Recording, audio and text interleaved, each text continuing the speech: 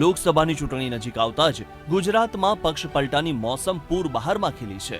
પહેલા આમ આદમી પાર્ટીના ધારાસભ્ય, પછી કોંગ્રેસના 2 ધારાસભ્ય અને હવે અપક્ષના ધારાસભ્યની વિકેટ પડી છે. આપણે વાત કરી રહ્યા છીએ વાઘોડિયાના ધારાસભ્ય ધર્મેન્દ્રસિંહ વાઘેલાની, જેમણે આજે ગાંધીનગર ખાતે વિધાનસભાના અધ્યક્ષને પોતાનું રાજીનામું આપી દીધું છે. આ સાથે જ તેમણે મીડિયા સમક્ષ ભાજપમાં જોડાવાની પણ જાહેરાત કરી દીધી છે.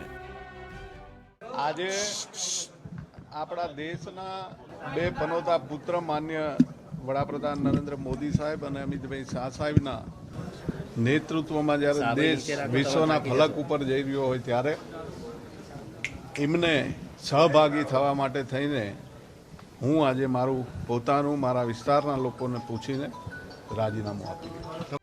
2022ની વિધાનસભા ચૂંટણીમાં સેન્સ પ્રક્રિયા સુધી પહોંચેલા ધર્મેન્દ્રસિંહને ભાજપે ટિકિટ આપી નહોતી, જેથી તેમણે અપક્ષમાં ઉમેદવારી નોંધાવી હતી.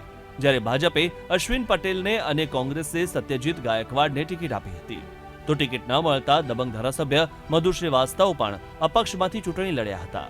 પરંતુ તે તમામને હરાવીને ધર્મેન્દ્રસિંહે બાજી મારી હતી.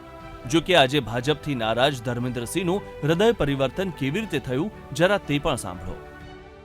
મારી કોઈ મજબૂરી નથી. હું મારી જાતે અયોધ્યાની અંદર જ્યારે રામલલ્લા બિરાજમાન થયા હોય અને રામ રાજ્યની જ્યારે સ્થાપના થવા જઈ રહી હોય ત્યારે હું પણ એમાં સહભાગી થવા જઈ રહ્યો છું. એ સહભાગીમાંથી હું બાકાત ના રહી જાઉં અને મારા મતદારોની પણ આ જ ઈચ્છા હોય એ માટે થઈને હું રાજીનામું આપી રહ્યો છું. મને બીજું કોઈ પણ જાતની લોભ લાલચ કે પદનો મોહ નથી.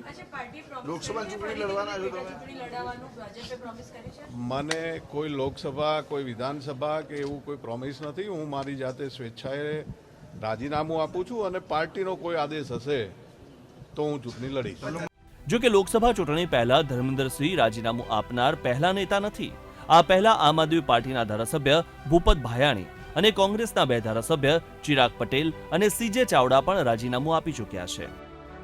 જો કે આ તમામ નેતાઓ કયા પક્ષમાં જોડાશે તેની તેમણે જાહેરાત કરી નથી. બીજી તરફ ધર્મેન્દ્રસિંહ રાજીનામું આપ્યા બાદ ફરી ભાજપની ટિકિટ પર વાઘોડિયા બેઠક પરથી પેટા ચૂંટણી લડશે તેવો તખ્તો ગોઠવાઈ ગયો છે.